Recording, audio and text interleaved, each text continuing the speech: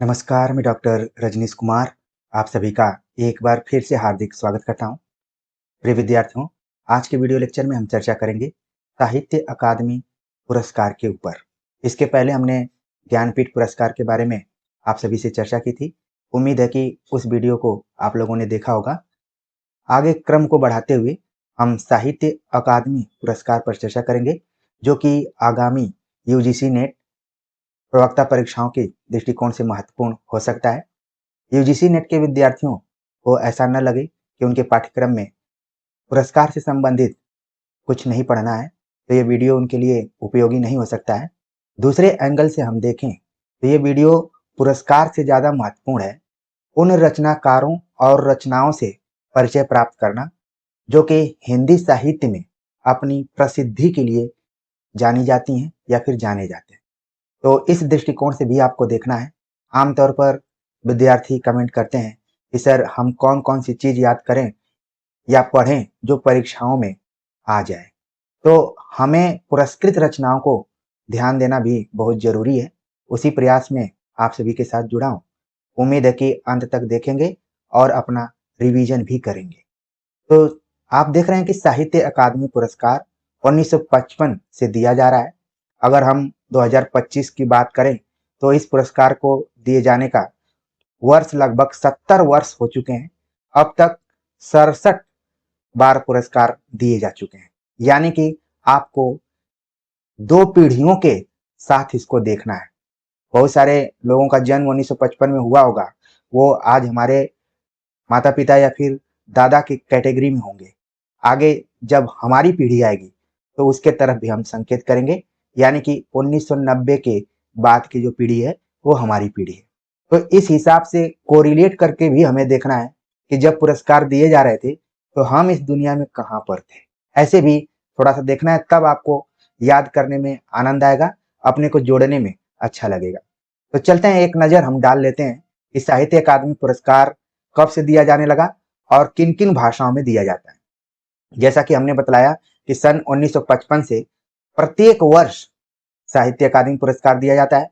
भारतीय भाषाओं की श्रेष्ठ कृतियों को दिया जाता है और पुरस्कार देते समय एक ताम्रपत्र के साथ नकद राशि भी दी जाती है, यानी कि पुरस्कार राशि है। उसकी जो भी नकद राशि है 1 लाख रुपए है। इसके पहले आपने ज्ञानपीठ पुरस्कार का देखा, जिसमें कि 11 लाख था, यानी कि 11 गुना ज्ञानपीठ पुरस्कार देता है। लेकिन यहाँ पर साहित्य अकादमी, क्योंकि हर साल हिंदी और भारतीय भाषाओं में जितनी भी रचनाएं हैं उसमें पुरस्कार को प्रदान करता है और इसकी जो राशि है वो 1 लाख रुपए है। यदि आप लेखक बनना चाहते हैं तो कुछ ऐसी रचनाएं कीजिए जिसके कारण आपको ज्ञानपीठ और साहित्य अकादमी भी मिले। हालांकि इसमें भी काफी राजनीति है, ठीक वैसे ही जैसे केंद्रीय विश्वविद्यालयों में सहायक प्रोफेसरों की, एसोसिएट प्रोफेसरों की और प्रोफेसरों की नियुक्ति की जाती है, कुछ वही पैटर्न यहाँ पर भी है। तो खैर, हम अगर जीवन ले चुके हैं तो संघर्ष करेंगे और संघर्ष के बाद सफलता हासिल कर सकते हैं। कम से कम इस अनुराग हिंदी एकेडमी से आप सभी को सीखना पड़ेगा। कोई चीज ऐसा नहीं है जो मुमकिन ना हो। कहने का मतलब यह है कि पुरस्कार भी राजनीति से प्रभावित होकर दिए जाते हैं। फिलहाल अपने दिमाग में इन बातों को नहीं रखना है। अभी हमारा फोकस होना चाहिए परीक्षाओं के दृष्टिकोण से जानकारी के ऊपर। तो मोटे तौर पर आपने देख लिया कि जो साहित्य अकादमी है 1955 ईस्वी से दिया जाने लगा और 1 लाख रुपए इसकी राशि है। साथ में एक ताम्रपत्र भी दिया जाता है जिसको कि कांस्य पत्र भी कहा जा सकता है। ठीक, साहित्य अकादमी आगे चलकर अनुवाद के क्षेत्र में भी दिया जाने लगा, बाल साहित्य के क्षेत्र में दिया जाने लगा और युवा लेखन पुरस्कार के रूप में भी दिया जाने लगा। यानी इसकी कैटेगरी मुख्य रूप से तो साहित्य अकादमी वाली है, लेकिन अनुवाद में अगर किसी ने बेहतरीन काम किया उसको भी दिया जाने लगा। बाल साहित्य, कोई जरूरी नहीं है कि एडल्ट साहित्य ही लिखा जाए या फिर जो भी हमारा साहित्य जो साहित्य के प्रतिमानों में आता है वो लिखा जाए तभी ये पुरस्कार मिलेगा। आप बच्चों के लिए अगर किताब लिख रहे हैं तो भी इस पुरस्कार को पा सकते हैं। और युवा लेखन, यानी कि आप कम उम्र में ही कोई ऐसी रचना लिखे जो कि धूम मचा दी है, तो फिर आपको साहित्य अकादमी मिल सकता है। तो विभिन्न भारतीय भाषाओं में दिया जाता है। तीनों पुरस्कारों के अंतर्गत सम्मान राशि 50,000 नियत, यानी कि जो इस कैटेगरी की हमने बात किया, इसमें जो मेन पुरस्कार है उसका आधा दिया जाता है। वर्ष 2023 के लिए संजीव को मुझे पहचानो उपन्यास के लिए साहित्य अकादमी पुरस्कार मिला, जो कि अब तक का सबसे लेटेस्ट यानी नवीनतम पुरस्कार है। यानी जब मैं आप सभी से बात कर रहा हूं 2025 तक, तो 24 का और 25 का पुरस्कार अभी नहीं मिला है, 23 तक का मिला हुआ, इसीलिए हमने 67 पुरस्कारों की बात की है। और सन 1962 ईस्वी में कोई पुरस्कार नहीं दिया गया था। और जब आप इतिहास पढ़ेंगे तो 1962 हमारे देश के लिए एक संकट का समय था, और इतिहास की अगर आप पढ़े होंगे तो सारी चीजें जानेंगे। इसलिए हो सकता है कि उस वर्ष इस पुरस्कार को नहीं दिया गया। ठीक, साहित्य अकादमी से कुछ पत्रिकाएं भी प्रकाशित होती हैं। ये तथ्य आपको बहुत कम जगह दिखाई पड़ेगा, फिर भी आप देख लीजिए। अकादमी की पत्रिकाएं हैं इंडियन लिटरेचर, समकालीन भारतीय साहित्य, संस्कृत प्रतिभा और आलोक। ये 4 पत्रिकाएं साहित्य अकादमी से प्रकाशित होती हैं, जिसमें आपने अलग अलग बड़े विश्वविद्यालयों के लाइब्रेरी इत्यादि में समकालीन भारतीय साहित्य को आपने देखा होगा। ये काफी चर्चित पत्रिका है, ठीक है, तो इसको आप ध्यान में रख सकते हैं। बाकी आप देख रहे हैं कि कुछ इंग्लिश से रिलेटेड है, कुछ संस्कृत से है, ठीक है। ये हिंदी की पत्रिका है समकालीन भारतीय साहित्य।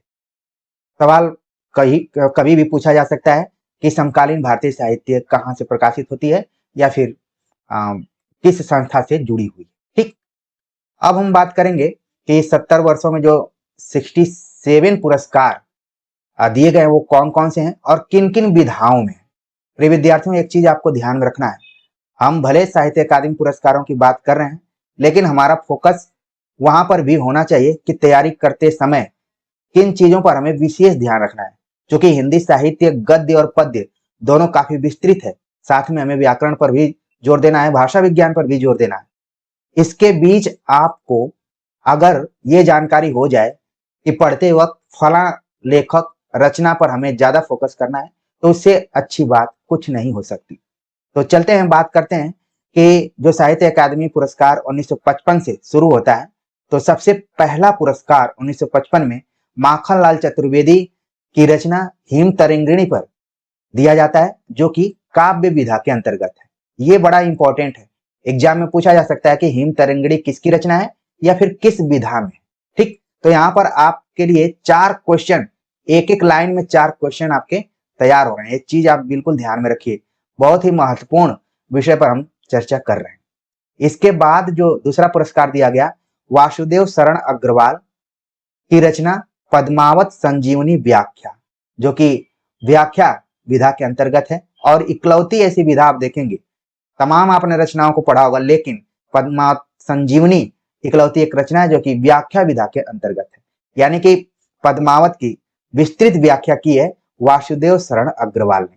पद्मावत में जैसा कि आप जान रहे हैं कि कुल 57 इसमें खंड है। नागमती वियोग जो है उस 30वां खंड है, और उपसंहार को मिला लेंगे तो कुल 58 खंड है। ये भी सवाल पूछा जाता है।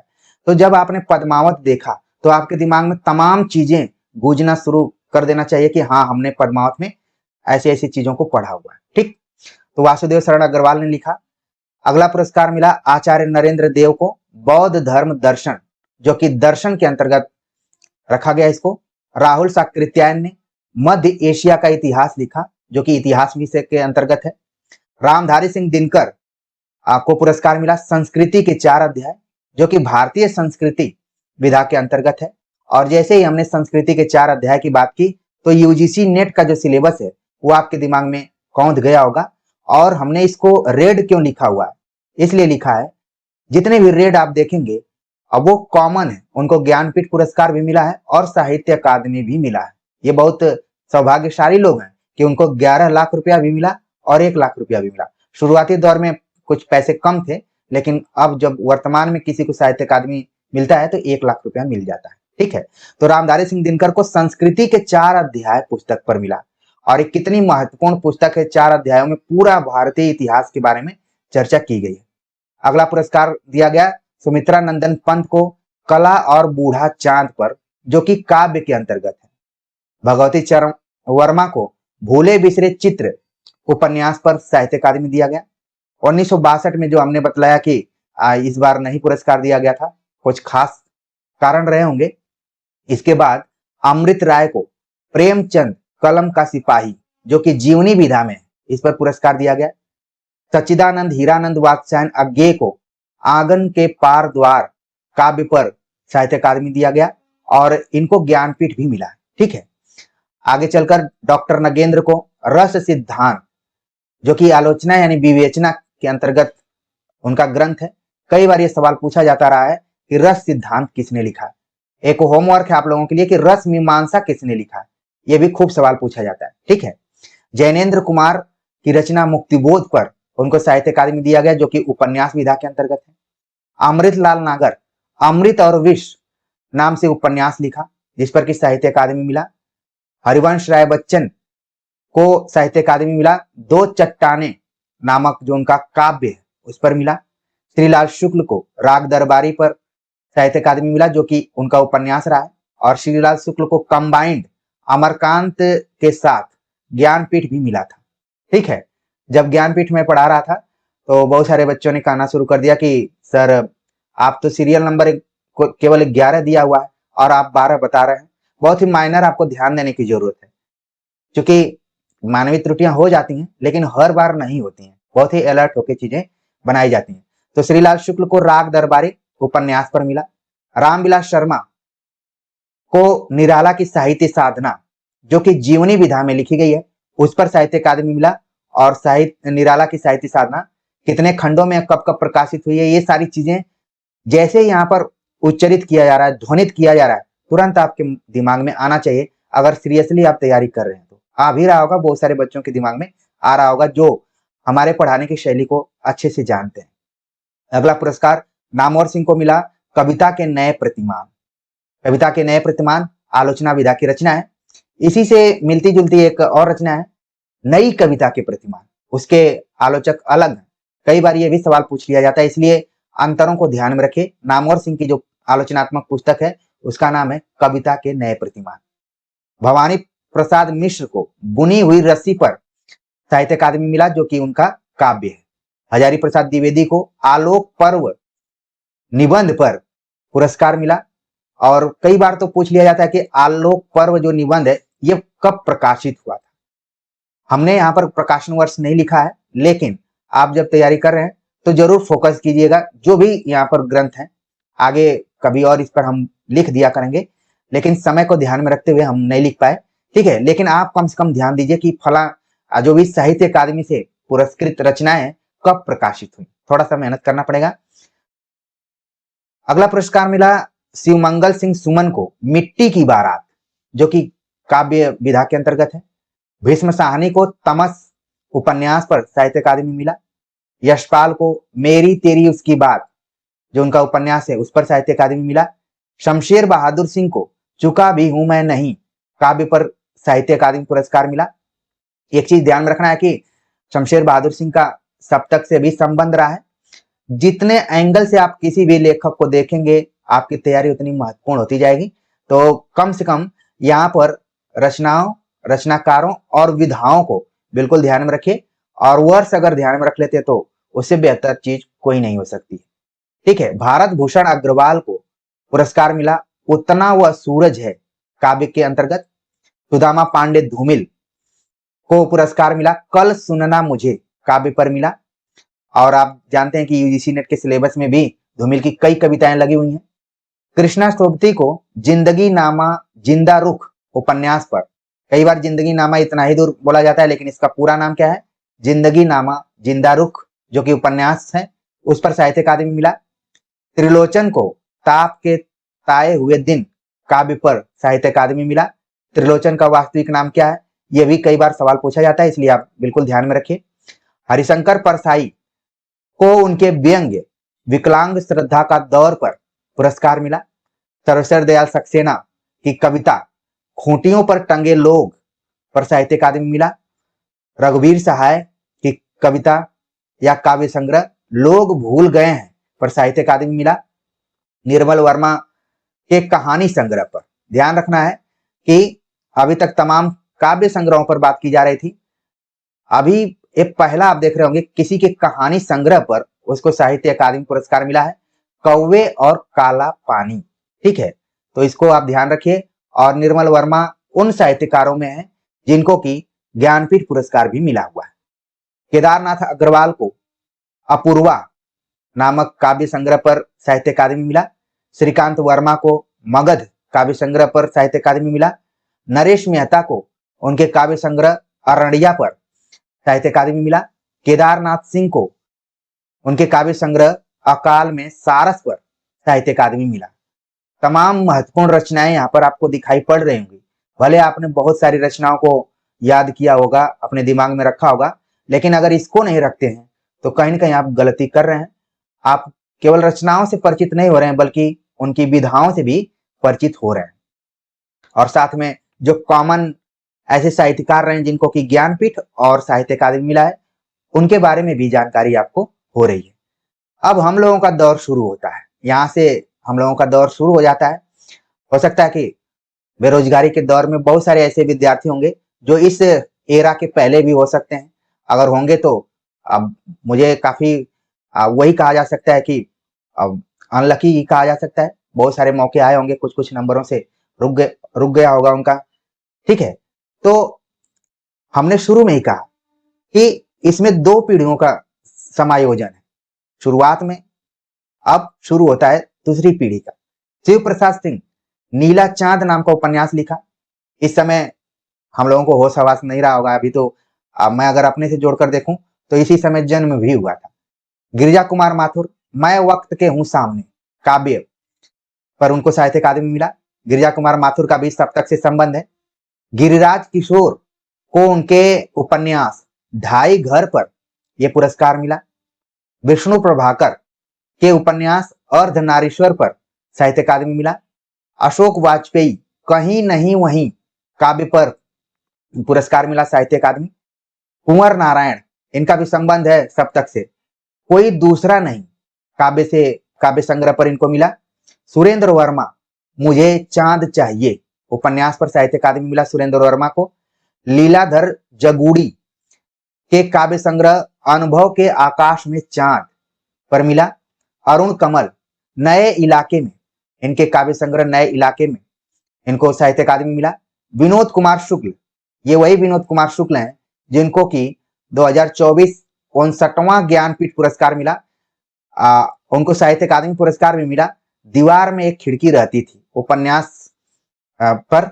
ठीक है, तो इसको हम लाल करना भूल गए, आप जरूर ध्यान में रखें। ठीक है, ऐसे ही कोरिलेट करके आपको याद करना है तो आपको आनंद आएगा।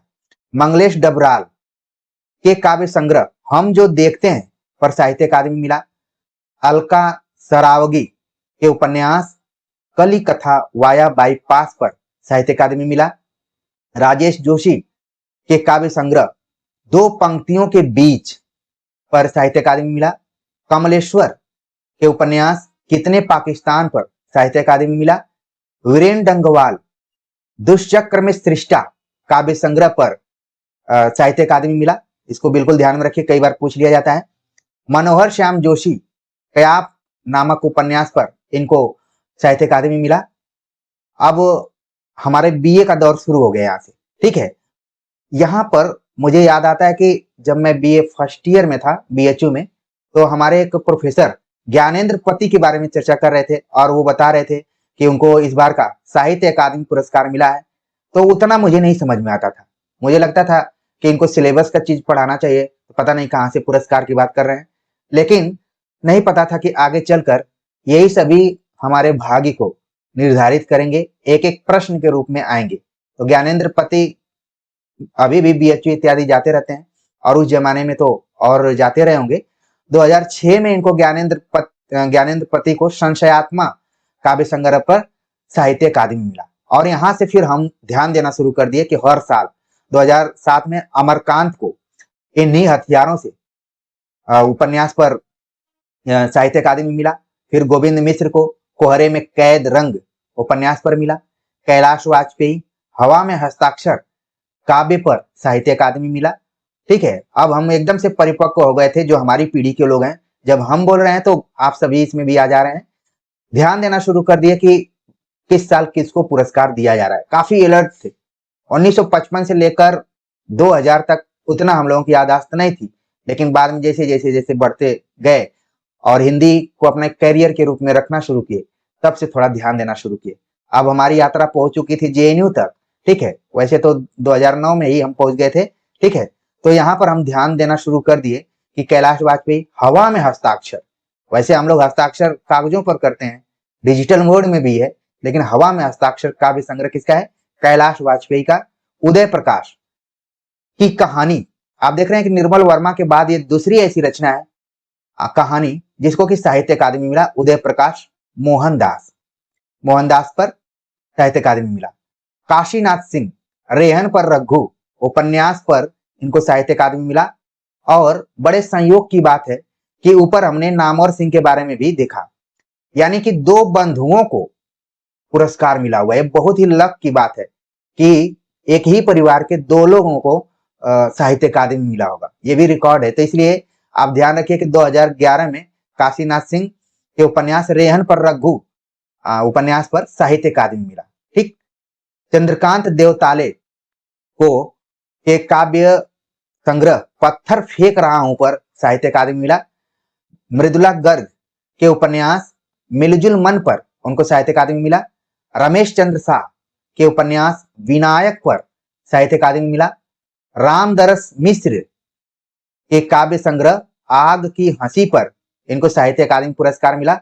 और संयोग की बात यह है कि रामदरस मिश्र शतक लगा चुके हैं, 100 से ऊपर हो चुके हैं, और तमाम बड़े बड़े विश्वविद्यालय जहां पर बौद्धिक खदान मानी जाती है, वहां पर इनके जीवन के ऊपर कार्यक्रम हो रहे हैं। और संयोग की बात है कि एक रिफ्रेशर कोर्स मैं भी कर रहा था, तो वहां पर रामदरस मिश्र के वक्तव्यों को सुनने का मौका मिला। काफी अच्छा उन्होंने, जिसके पास एक सदी का अनुभव हो उसके बारे में क्या कहा जा सकता है, बस इतना ही याद किया जा सकता है कि इनको साहित्य अकादमी पुरस्कार मिला आग की हंसी पर। नासिरा शर्मा के उपन्यास पारिजात पर उनको साहित्य अकादमी पुरस्कार मिला। रमेश कुंतल मेघ की समालोचना विश्व पाठक सरित सागर पर साहित्य अकादमी मिला। Chitra Mudgal post box number 203 Nala Sopara उपन्यास पर साहित्य अकादमी मिला, जो कि आप जानते हैं कि ट्रांसजेंडर पर आधारित एक उपन्यास है, ठीक है। जो लोग ट्रांसजेंडर पर काम कर रहे होंगे वो इसको जरूर पढ़े होंगे। नंद किशोर आचार्य को छीलते हुए अपने को कविता पर साहित्य अकादमी मिला। अनामिका की कविता टोकरी में दिगंत पर इनको साहित्य अकादमी मिला। दया प्रकाश सिन्हा के नाटक सम्राट अशोक पर इनको साहित्य अकादमी मिला। आप देख रहे हैं कि इकलौता ऐसा लग रहा है नाटक जिसको कि साहित्य अकादमी पुरस्कार मिला हुआ। तो विधाओं को भी आपको ध्यान में रखना है। बद्री नारायण के कविता संग्रह तुमड़ी के शब्द पर साहित्य अकादमी मिला। ये वही बद्री नारायण है जो कि सोशल मीडिया पर कई बार चर्चा में भी रहते हैं और एनएफएस इत्यादि में इनका बड़ा नाम आया हुआ था, वही बद्री नारायण है, ठीक है ना। तो ये लोग कविता भी लिखते हैं और उस पर पुरस्कार भी मिल जाता है। तो इस चीजों को आप समझ पा रहे होंगे।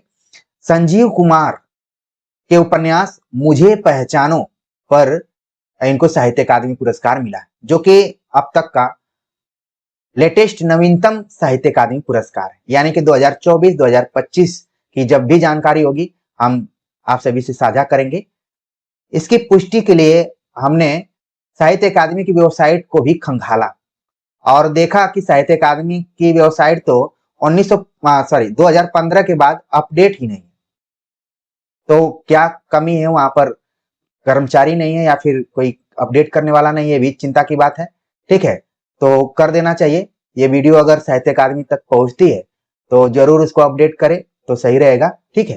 तो कुल मिलाकर अनुराज हिंदी एकेडमी पर हमने आपको 1955 से लेकर 2023 तक की जो भी साहित्य अकादमी पुरस्कार की कहानी थी उसको हमने आप सभी को बतलाया। उसकी स्थापना से लेकर कितने धनराशि की का पुरस्कार है उसको लेकर, और तमाम रचनाएं, रचनाकार और विधाओं को लेकर हमने आप सभी से चर्चा की और ये भी बतलाया कि वो कौन से लकी साहित्यकार रहे हैं जिनको कि ज्ञानपीठ भी मिला और साहित्य अकादमी भी मिला, ठीक है। तो इस तरीके से अगर आप लेखक बनना चाहते हैं तो इन दोनों पुरस्कारों के आप हकदार हो सकते हैं। लेट सही, लेकिन अगर अच्छी रचना है, कालजयी रचना है, बहुत लोगों के बीच में है, तो सबका समय आता है, घबराने की बिल्कुल जरूरत नहीं है। ठीक है, तो उम्मीद है कि ये भी वीडियो लेक्चर आप सभी को अच्छा लगा होगा। आपकी तैयारी के दृष्टिकोण से आपको एक पिंच किया होगा कि नहीं, हम तैयारी तो कर रहे थे, सैकड़ों प्रैक्टिस सेट लगा रहे थे, 125 में 115 तक जा रहे थे, लेकिन थोड़ा इस पर भी ध्यान देंगे तो हो सकता है कि 120 तक भी पहुंच जाए। तो बड़ा ही ट्रिकी चीजों को हम ध्यान में रखते हुए समय के मुताबिक आप सभी को मार्गदर्शित करने की कोशिश करते हैं। उम्मीद है कि ये मार्गदर्शन आप सभी को अच्छा लग रहा होगा। तो आप सभी के कमेंट का हमें इंतजार रहेगा। मिलते हैं एक नए टॉपिक के साथ, तब तक के लिए नमस्कार।